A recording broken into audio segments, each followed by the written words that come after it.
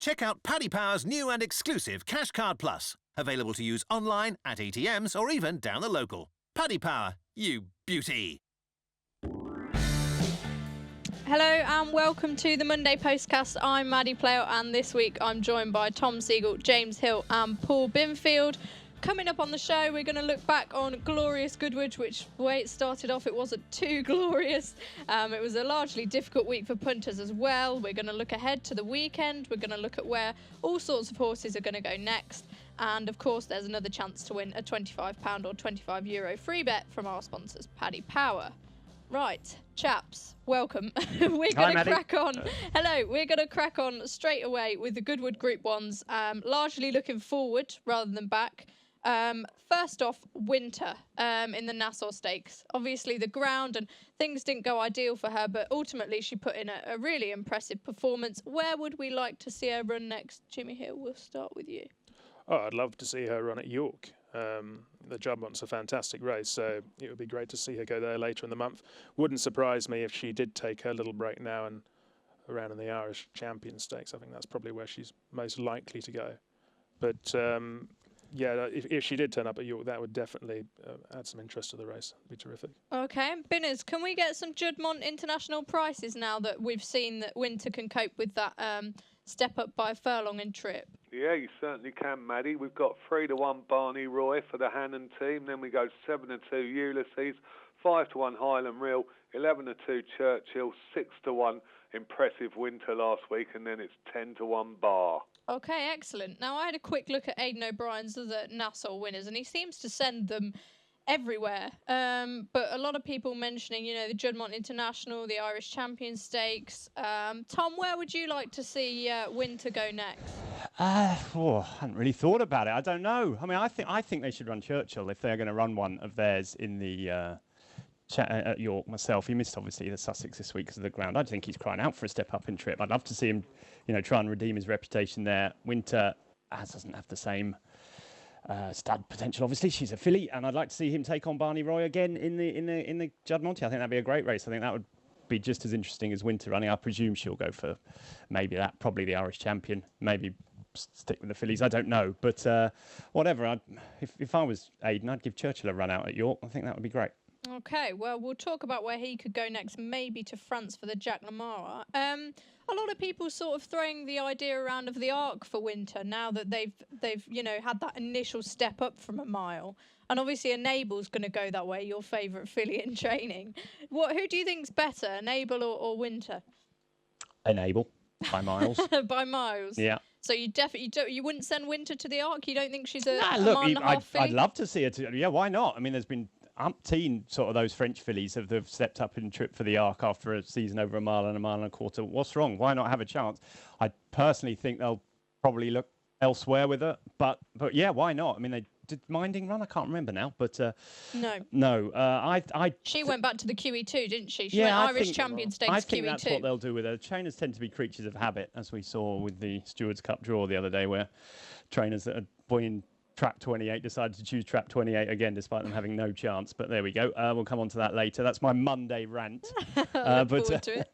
But I think they'll be, Aidan's a creature of habit. I doubt very much whether she'll go for the Art. But it'd be great if she did. I mean, it'd be fantastic for the race. I mean, her against Enable and Bramato and Almanzor. Yeah, I'm looking forward to it already if that was the case. Yeah, the Arc could be one of the races of the season. Often is. Binners, what price is Winter for the Arc and the rest of them?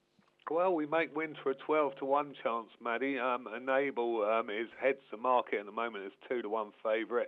Then Almanzor and Bramato, the two Tom just mentioned, 6-1 and 7-1. 8 Satono Diamond and 12 Highland Reel joins Winter on that price. Okay, we'll move on to the Goodwood Cup in a second, but I just want to ask, do you think now that we've confirmed that the 3-year-old fillies are better than the colts, Jimmy, what do you reckon? Certainly proving that way, yes. I mean, both Enable and Winter have taken all before them this season. And both, I'm sure, have got more Group 1s in them. So, yeah, no, the fillies definitely the ones that are impressing at the moment, whereas the colts, there's nothing really that's standing out. One or two of them are putting up impressive performances, but others are disappointing again, like Caravaggio so recently. So, no, I'm definitely more a fillies person at the moment. Okay, fantastic. Now, Tom would have been very, very happy with the result in the Goodwood Cup, with Stradivarius winning the first 3-year-old to win since 1990. He had one of his massive rants about how trainers should be taking advantage of the allowances, and so it proved, as he denied Big Orange his hat trick. What price now is Stradivarius for the St Ledger Binners? And then we'll bring in Crystal Ocean as well, because he was impressive in the Gordon Stakes. Yeah, Stradivarius is a 4-to-1 chance. Crystal Ocean 5-to-1, Maddie. But the market... Hold on a minute. Binners what? Yeah, listen, I agree with you, Tom, but I don't make Say that again. 4-to-1 Stradivarius, 5-to-1 Crystal Ocean. Blimey. I agree with you, Tom. I don't make the odds up, but they are both preceded in the market by Capri at 7-2 favourite. Then it's 10 Rekindling, Raheen House and Shaquille, and we're 12-1 bar. Okay, Tom, take it away. It's got to be Stradivarius, doesn't it, for you? Gee, no chance. No? Absolutely no chance. No, I think if you had a match bet, Stradivarius versus Crystal Ocean now, I think Crystal Ocean would probably start 1-5. Really? Yeah, I do. I think he's miles better. Do you not think the Stradivarius beat a better field? No, I think those stayers are a whole bunch of old plodders, aren't they? I mean, look, Desert Island, the 2 3-year-olds ran. They were first and third. It's a ridiculous weight allowance they get, and they're running against horses that just aren't that good. Big Orange is a fantastic horse, whatever you say, but he's not a Group 1 horse, is he? He's a Group 1 stayer, but he's not a Group 1 horse over a mile and a half. Wicklow Brave was back in fourth. She is no lady fifth. They weren't beaten very far. It's okay form, but it's just staying form. Crystal Ocean is totally different class to Stradivarius, in my opinion. Do you think Khalidi's a superstar then? No, I don't. But I think Crystal Ocean is. Yeah, I think he was the most impressive performance of horse to run at the Goodwood all week. I thought he was really, really good. Doesn't matter what ground he runs on. Doesn't matter what that trip's going to be no problem to him. I think he's just about the best staying 3-year-old colt of his generation. I think he'd beat Capri easily too, and I'm staggered. He's not favourite for the St Ledger. I think he'd win it 9 times out of 10. Okay, so Tom's tucking into a bit of Crystal Ocean for the St Ledger. And I think Stradivarius is an awful price. I wouldn't back him at 14-1. Really? Yeah. Right, okay. What do you reckon, Jimmy? Oh, I think Crystal Ocean's definitely got more ability than the Stradivarius. The problem is... Well done, Jimmy. So good man. But I do think you've got to be concerned about the trainer's record, Sir Michael Stout's record in the St Ledger. It's amazing he's only won it once. I think that's right, isn't it, with Conduit? He's won the Great Vulture 7 times. He's won this race, the Gordon Stakes, 10 times now. Yet he seems to have a poor record in the St Ledger. And I do think you need to be a real tough horse to win the St Ledger. You need to stay.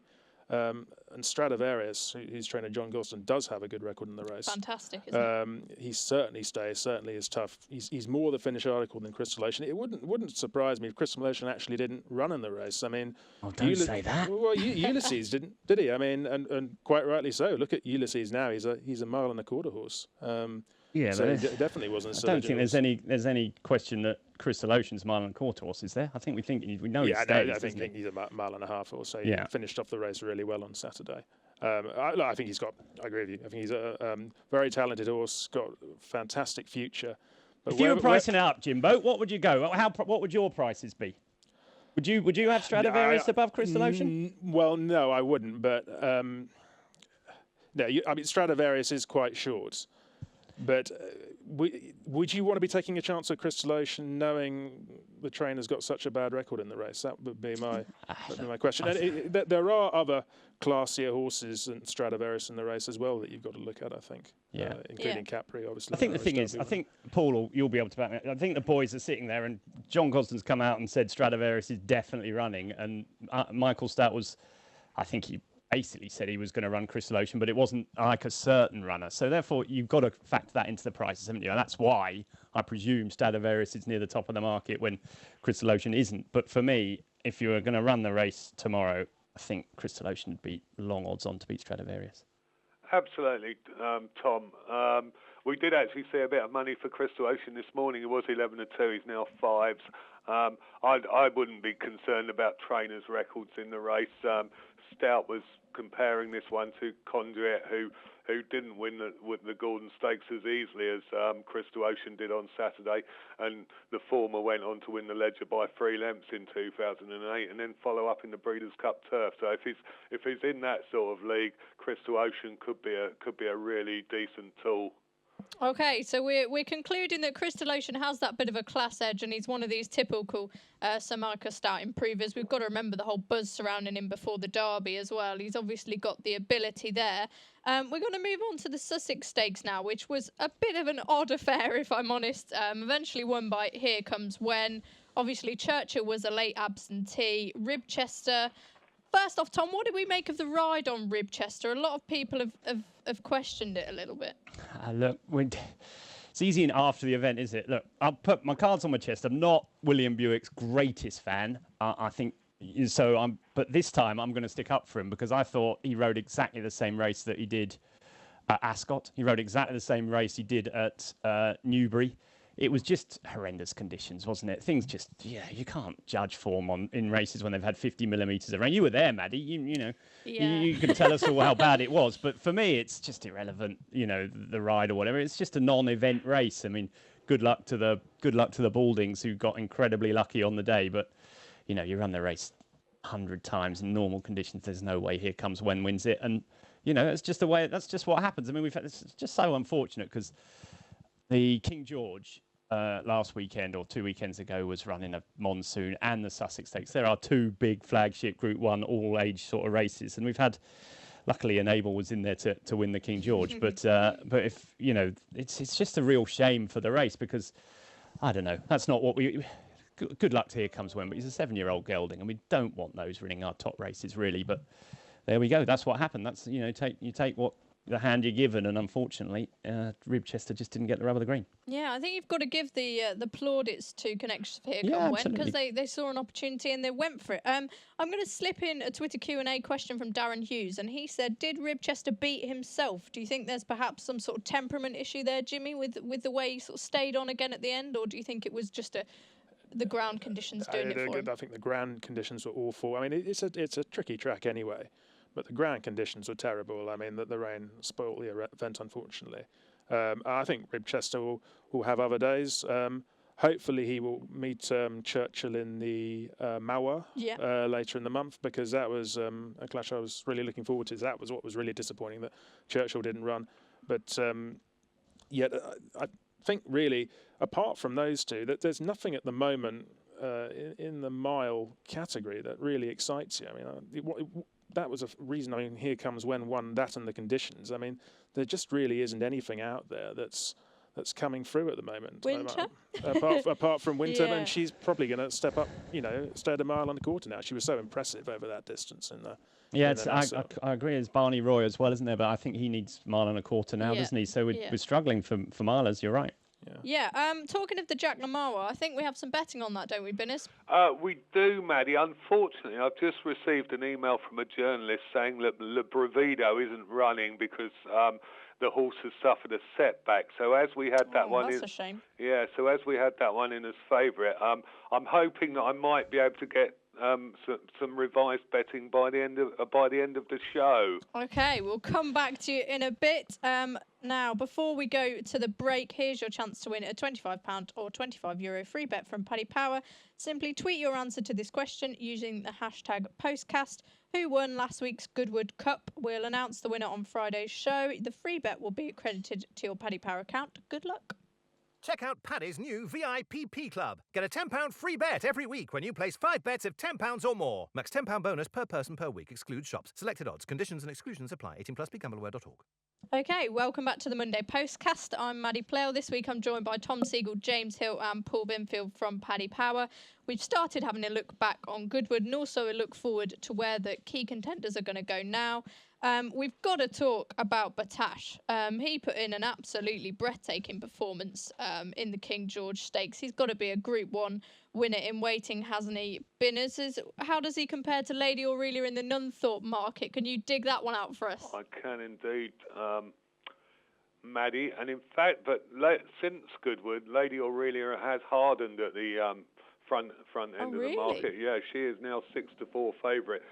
Immediately after the race, she was 7-4 favourite, and we went Batash 2-1. He's still on that price, and then it's 10 Marsha, 12 Profitable, and 14 Bar. But the front two really dominating the market after Batash's whitewash at Goodwood last week. I was really, really, really taken by his performance. I know he's a 3-year-old, and we talked about how these 3-year-olds have done a lot better against the older sprinters, but I just think he could be something special now he's got his act together. Tom, do you agree? Yeah, totally. I think he's a superstar over 5 furlongs. Funny sort of distance, but not too many of our greatest horses ever run over 5 furlongs, but I thought he was sensational. I think he's really, really good. I remember I bumped into Charlie Hills before Royal Ascot last year, and he told me that Batage was the fastest horse he's ever had in his yard. And he had Muharrar as well. He had Muharrar at the time. He'd said the fastest horse he's ever had anything to do with. I promptly went and had my fortune on it to win the Windsor Castle, and then finished 15th and never won another race that season. So I was sort of on the back foot for him to see him come back to where he is now. But obviously being gelded and sorting out his stalls problems has totally transformed him, and why he drifted on whenever it was Friday to whatever price he was amazing. I mean, I thought at the start of the week, I thought he was one of the standout bets of the week, and he was 7-4, 2-1 in the morning. And he was like 5 or 6-1 on the exchanges, 5 minutes before the off. I couldn't work it out, but there we are. I got it wrong for once. And what do you think Nunthorpe going forward? Do you think he's the one to beat? I just think I just don't trust York ground for any of these horses. I don't really. think you trust anyone, do you? No, I do. I trust lots of things, but York's it's a funny track. It's definitely a specialist track. I wouldn't be so keen on Lady Aurelia there. I mean, if you look, I'm a big one for Scat Daddy at Ascot. His side, but both her best runs have been at Ascot by a mile. She wasn't very impressive at Deauville last year. She was like, according to Racing Post Races, a good, £20 below her best. £15 below her best. Would I trust her if it rained at York? No. If it was fast ground, I think both of them are fine. But it's shifty ground there. It's very sandy. Whether I don't know, it could throw an upset. I mean, of the two, I prefer Batage definitely, but it's York, so I wouldn't be looking at either of them at a short price. Not now, anyway.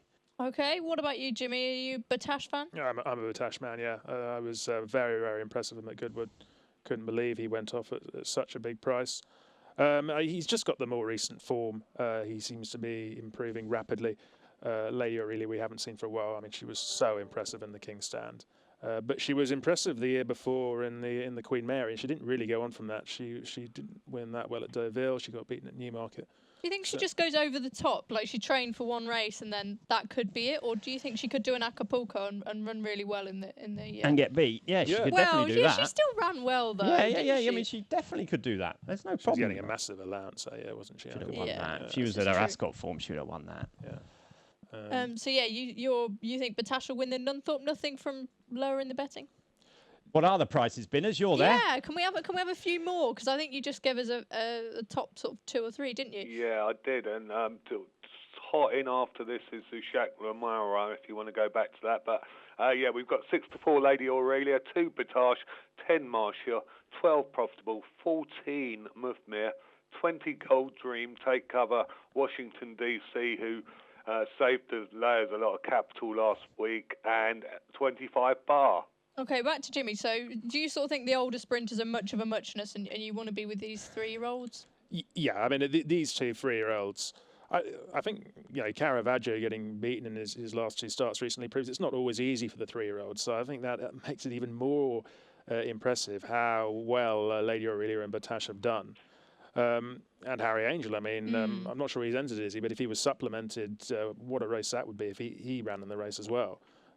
So those 3 real stars. The old horses, I think, are good, are profitable, and Marcia, once again, proved themselves to be very good, solid sprinters, but they're not in the same class as Lady Aurelia or Batage.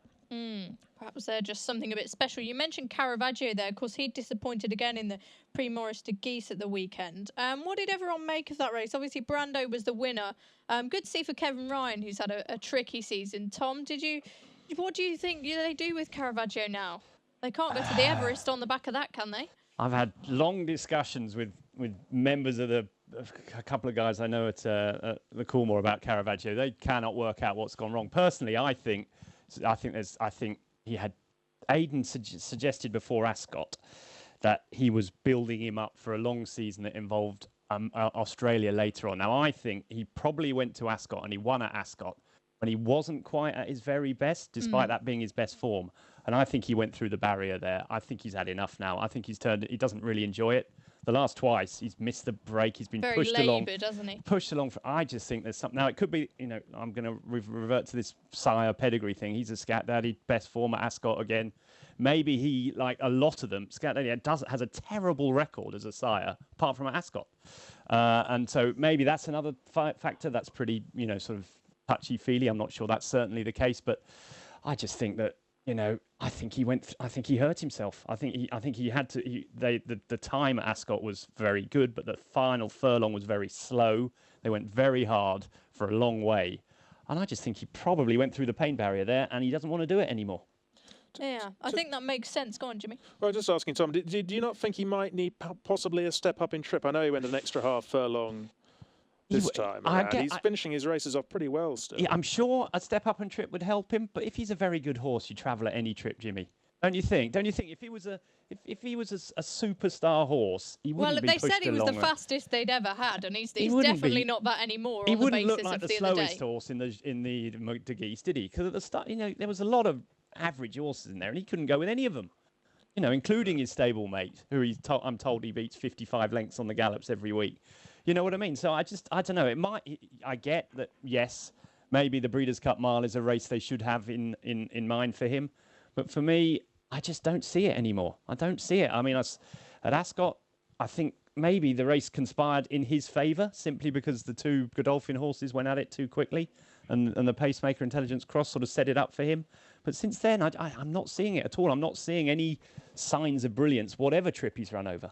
No, and you can't blame you either. On the back of what he did the other day, you can't see him winning anything. I don't think so. We're talking about the French racing, so we might as well just quickly nip back to that Jacques Lamara betting, where hopefully we can see the Churchill and Ribchester duel spinners. Have you got it for us? Yeah, no duel on the Downs, but we'll have a rumble at the Riviera. Hey, very good. Did you get that one? Did you just think of that? Actually, I had a press release prepared before this, so I'm just plagiarising myself. But anyway, we're 7-4 Churchill and Ribchester. We can't separate them. Then we're 7-2 Elwood Care, who's short, quite a bit shorter now with the news about the Bravido, and then it's 12-1 Thundersnow, 16 Barney Roy, and 25 Bar. Quite like the sound of that 12-1 Thundersnow. Blimey, 16-1 Barney Roy. If he's not running, is he? No, he should be going to the Juddmonte, wouldn't he? I hope so. If he was running, he can't be 16-1, can he? Right, who would you choose to win in the duel on the Downs that is no longer on the Downs, Tom? Neither of them. Neither of them. No, you've got to find something to beat them. You can't back Churchill in it, I don't think, after his run at Ascot. What do you do with Ribchester now after that run? I'm sure. They've said he's bouncing at home, but I'd be a little concerned after a race like that. Of course you are. Do you want to back him at, well, I don't know, what price did you say? 2-1 there? 7-4 joint. 7-4 now. Why would you back him now at 7-4? You get bigger than that on the day, I would imagine. So look, I think Ribchester's an excellent horse, top class racehorse. I'm quite prepared to see him win, but I wouldn't back him at 7-4 after that. Albuquerque, he's had issues, hasn't he? He's lost since, hasn't he? Yeah, he got beat. He got beat. He had an injury. I don't know. Farber might have another one. The one that was supposed to run in the Lennox or whatever race it was on Saturday, but got pulled out later. No, not that one.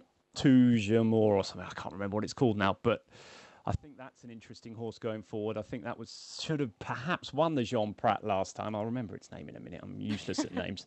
But I think he's an interesting horse. I noticed he wasn't even the betting, but Barney Roy turned up at 16-1. He's the best colt. Surely he is. And I mean, but if he clearly he's that price because he's probably not likely to turn up.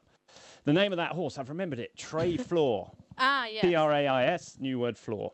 Okay, Jimmy, what do you reckon? Can you split them, or would you be looking elsewhere as well? I think you've got to try and look elsewhere. I mean, as I was saying, I think they're the best of a poor bunch at the moment. So you've got to try and look for something that might kind of pop up. It's a difficult one they've got with Barney Roy, isn't it? Because, I mean, he's clearly proven to be the most consistent, the most impressive miler this season. But he's also proven that he gets in a mile and a quarter. Maybe even further. And he was so close to winning a Group 1 over that trip. They've got to have another go at that distance. And yet, you know, they miss the Mauer if they go to York. So it's not an easy one. I mean, in terms of the Mauer, I'd be willing to give Albuquerque another chance. I thought he ran a very good race from the back in the Guineas. I know he's had his problems since, but Both Ribchester and Churchill have also had problems. So give Alwacare another chance, I'd say. Okay, we're going to move on to the 2-year-olds now. Expert Eye put in an absolutely amazing performance. I'm sure later on when I ask your personal highlights of Goodwood, he'll probably be involved in a lot of them.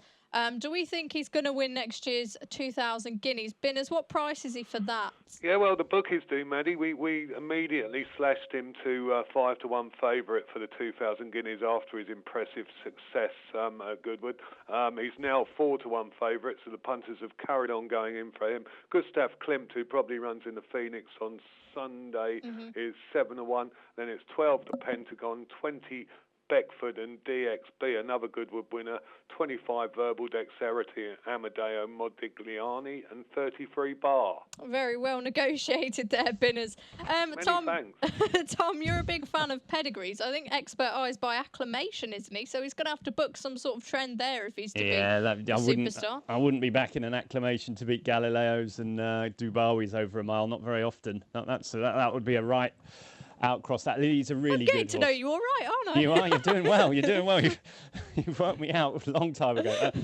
You go through acclamation's, progeny, and not very many of them are top class milers. Equiano, Acclaim, Marsha. It's very, very hard to find a miler. Harbour Watch was a good miler, clearly, but he wasn't a Guineas winning miler by any stretch of the imagination. I don't think he won a Guineas. I hope I'm not wrong there. No, he didn't. But so I'd be slightly concerned about it. He was incredibly impressive in what was probably an average race, but he couldn't do more than he wanted to do. Whether he's a Guineas winner, I personally I'd be surprised given his pedigree.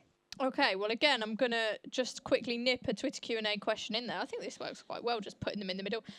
Max Banner asks, which Aidan O'Brien 2-year-olds are best over a mile or a mile and a half that we're going to see next year? And have we got any that go under the radar? Quickly going to go to you, Jimmy. Who do you think's the best of Aidan's 2-year-olds looking forward?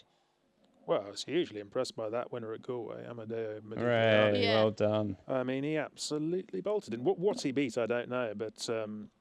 No, he's very exciting. They did say he could be anything. They're right. The sky's the limit with him, and obviously Gustav Klimt as well. I thought people rather overrated his victory in the superlative. I know he did well to come from off the pace, given he got balked just coming down the hill a bit.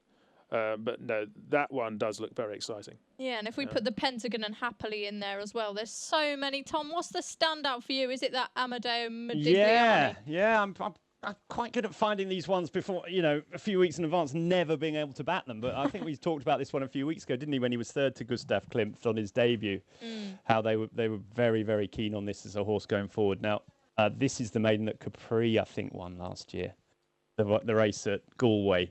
Whether he's a miler, I don't know. He could be. He could be. His pedigree suggests that there's plenty in the family that are a mile, but he's also from the family of Alleluia, who won the Goodwood Cup. So to me, he's going to be a mile and a half horse all over.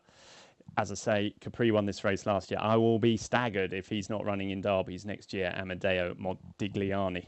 Okay, cracking. Well, we talked about Expert Eye, so now we have to talk about the horse who finished third to him on debut, which is Barricaro. I'm a big fan of this horse. I'm not sure the race he won was that strong, but I thought he was really, really impressive. How good is Barricaro, Jimmy? He's good, but he's not as exciting as the two we've just mentioned, Expert Eye and Amadeo Modigliani.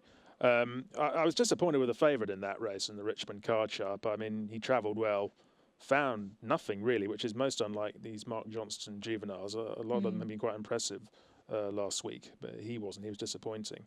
And Headway, I thought, was given a strange ride up the stands rail. That definitely wasn't where that wasn't where the best ground was at all. And I thought he ran well on conditions that he probably wouldn't have liked, considering.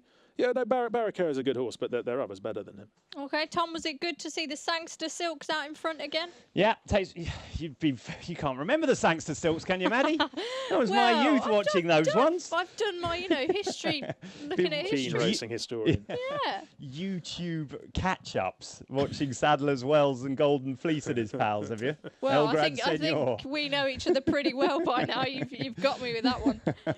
Yeah, were you impressed by Barricaro? I think he did really really well, didn't he? After a third run off the back of a maiden, I think he was probably had the best ground. I think he was racing up that far, nearest to the far side, which was probably a big help that day. But what can you do? He won a Group 2 easily on his third start. I'm with you. I thought he was pretty impressive, and who knows how far he can go. Whether he's a miler, I would doubt, considering his pedigree bore again Zebedee out of an Oasis Dream Mare. I doubt very much he's a miler, but he could be a good sprinter for next year for sure. Okay, finally, have we got any others we want to mention? Obviously, Breton Rock sprung a surprise in that Lennox. I think that's when we all figured that the ground was a bit softer than we thought it was. We had Endless Time winning, Poet's Word as well. Tom, you're a big fan of him, aren't you? Yeah, I love Poet's Word. Yeah, I think he's going to be a really good horse going. He's one of these ones that will probably be a top-class horse next year. Again, I mean, Michael Stout's spends ages getting these horses right, but I think he's very good. The other one you've got to mention is the Johnson 2-year-old, not the filly, the one that won on Saturday. Yeah, that one. That was a really fantastic time, given it was its debut. I think it was just a couple of seconds slower, or a couple of hundredths of a second slower than Battered took to win over the same course and distance a minute. Half an hour later, and Battered's a pretty good horse. He's rated 95. To do that on your debut, you've got to be pretty good, and not many Mark Johnson horses start 5-1, 5-2 favourite in these sort of races, unless they've been showing a lot at home. He's not the type of trainer that sort of happens to. So I was pretty impressed with him. He's got a funny pedigree. I think he's by a horse called Far, who, Maddie, even you might remember Far. Come on now, of course I do. Not that far back. He's like the other Johnson winner. They're cousins, funnily enough. They're both from the family of Dubai Millennium, and I thought he was really impressive. I mean, I don't know what the form's like. I don't know what the second's like, really. I don't think it was probably a great race, but just the way he did it and the time suggests he's got to be very good, DXB. Okay, Jimmy, are you with Tom on that? Far is proving to be quite a decent sire for already. Yeah. Well, he hasn't had that many runners, but he's 2 from 5, I think, or something. So he's an exciting prospect. I actually thought that was quite a good maiden, that one that DXB won. So you're disagreeing with Tom when Tom said he don't think it looks very good. Well, Jimmy probably knows the form of the second horse. I'm struggling, but Well, I backed the second horse, so that's why I'm saying the winner's good. But also make a note of the third from that race, Capital Flight, because that got badly bulled running down the hill, and I think he was in last place at one stage, ran on hands and heels to finish pretty much to finish third, and he was an expensive purchase, I think over 100,000 guineas or something, so I can see him winning some races as well. I think that was a good little maiden, that. Okay, poor old Binners. He's been silenced in the corner, locked away somewhere. We've not heard from you in a while, Binners. What was your any extras you want to mention? Any market movers for the future that you've spied for us? Well, no, I'd like to mention a couple of horses. Dean Ivory's Lancelot Dulac. Delighted Yes. for Dean. He always seems like a lovely fellow when you see him at the races. He's been unlucky with a couple of horses, Tropics and La Brisa Breeze. So it was great to see Dean take the feature race on Saturday. And I was also delighted for my good friend, the Curragh Conjurer, Brendan Duke. He had a winner with Warm the Voice at Galway in the maiden the other day. I spoke to him this morning. He's yet to speak to the owners, Jim and Jackie Bolger, but he's hoping that the horse won't be too over-raced this season, won't be rushed, but definitely worth putting in your Racing Post tracker. Okay, well, that was the next sort of little bit I was going to go on to, but perhaps we've covered it. Just to clarify, quick personal highlights and horses to go in the tracker. Jimmy, you first. One horse I'd particularly like to mention is Grey Britain, who finished 4th. Kevin Ryan's horse. I think Kevin or John Ryan. I think it was like John Ryan. Oh, was it John Ryan? My mistake. Yeah, 4th in the mile and a quarter handicap for 3-year-olds. I thought he ran really well. I mean, he was brought down on towards the stand side by his jockey, who soon realised that was completely the wrong place to go and switched back more towards the far side, which was where the winner came from. But I think he was carrying a lot of weight. If you look how far clear he finished of the horses that went towards the stand side, it's amazing. So I think he ran really, really well. He's rated, I think, about 99. He's already won on the Rowley Mile. Good 2-year-old, wasn't he? He had some good 2-year-old form. He could be an interesting Cambridgeshire horse, perhaps, or something like that. Oh, okay, very interesting. And a quick personal highlight of the week? I loved watching Expert Iwin. That's one of the most impressive 2-year-old performances I've seen. I mean, it might not have been the best vintage stakes ever, but it's still a Group 2. I mean, there's some pretty good horses in behind him. He just made them look so ordinary. Right up there with the Kingmans and even the Frankels that I've seen in terms of 2-year-old performances. It was amazing. Wow. Celebrated company for Expert Eye. Tom, one for the tracker and your personal highlight? Definitely. Oh, God, I'm getting old. I can't remember the blimmin' name of any of these horses. Walton Street, that won the last race on Friday for Godolphin. He's a Dubawi horse that won Ease Down on his debut in an exceptionally good time, and he won from last to first on Friday. I think he's undoubtedly a group horse. He beat Londinium, who'd won earlier in the week, and he beat him hands down. I think he's potentially top class. Okay, and a personal highlight quickly? Crystal Ocean, undoubtedly. I like those Michael Stout's horses that are, weighted with, and everything's done so quickly these days, Maddie, as you know. We've got fast horses, fast food, all these kind of things that everyone's thrown at you so quickly. It's we all know I'm a big fast food fan. now. We and you know what I mean. And so it's nice to see Fast horses. women, Tom. Don't stop. God, Well, I wish. It's nice to see horses that are taking their time with. It's how I grew up watching horses train. So I'm hoping Crystal Ocean and Poet's Word turning into top class horses when they're bred to come to their best rather than having to do it too soon. Okay, we're just going to take a quick break and then we're going to quickly look forward to the Phoenix Stakes on Sunday. Check out Paddy's new VIPP Club. Get a £10 free bet every week when you place 5 bets of £10 or more. Max £10 bonus per person per week. Excludes shops. Selected odds. Conditions and exclusions apply. 18+. BeGambleAware.org. Okay, welcome back to the Monday Postcast. We're nearly finished reviewing and previewing all the action, but we're just going to have a quick mention of the Phoenix Stakes, which could see Beckford, Gustav Klimt and Clemmy line up. Binners, can we have the betting, please? Yeah, we haven't got any betting at this stage. Oh, no, you told me that. Yeah, My mistake. Listen, it's quite tricky at this stage with Aidan O'Brien having 11 or 12 in. We hope to have it priced up tomorrow if his plans look a little bit more established. But you'd have to say Gustav Klimt will probably run, and he's definitely a horse to look forward to as he won the Superlative Stakes at Newmarket so gamely. I had a quick look at this before we went on air, and I thought he might be the main standout name for Aidan O'Brien. Tom, we mentioned... No, I don't think he's got any chance of running, has he? I think No? is he really going to drop down a furlong when he's got the National Stakes or whatever it is coming up in a few weeks' time? Go on then, who do you think? I don't know. I don't know who they're going to run, but I'd be surprised if he drops down into it. I think Beckford's got a massive chance. I was about to mention him. I thought his win in the Group 2 at the Curragh, the Railway Stakes, beating Murillo and all those ones, and Verbal Dexterity was really good. I thought that was the best performance by a 2-year-old outside of perhaps Expert Eye I'd seen this season. Trying to find which O'Brien ones. I'd love to see Gustav Klimt win, but it would just be a strange one that just dropping back a furlong after running over 7 last time when there's a Group 1 coming up. And maybe he might do it, but I'd be slightly surprised. Maybe he'll run one of the fillies. Maybe Clemmy will run against there. Well, I know Clemmy was entered, so I think that'd be quite good to see her in that race. She seems to have just, typically, as his 2-year-olds tend to do, improve throughout the season. Quickly, Jimmy, you having a look now on mobile. What do we reckon of the Phoenix Stakes? Just trying to find an alternative to the O'Brien battalions. I mean, I think even if Gustav Klimt was dropping back, I think he'd still be difficult to beat. His form's pretty rock solid. I like the look of Frozen Angel. I mean, just always looked to me like a horse who might need 6 furlongs. And his form was boosted at Goodwood as well, wasn't it? Havana Grey winning. Yeah. I just throw a couple in there. Sioux Nation, who won the 5 furlong race. Forgotten horse. He might be the O'Brien horse stepping up in trip there. And a horse that ran sort of a sneaky good race in the Coventry Romanised for Ken Condon.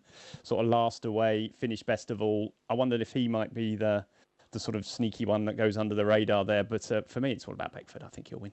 Okay, Tom thinks Beckford will win the Phoenix Stakes. I think that's a good note to end on. Don't forget to subscribe and rate us on iTunes for these Monday postcasts. It's goodbye from me, Tom, Jimmy and Binners, and we'll be back on Friday.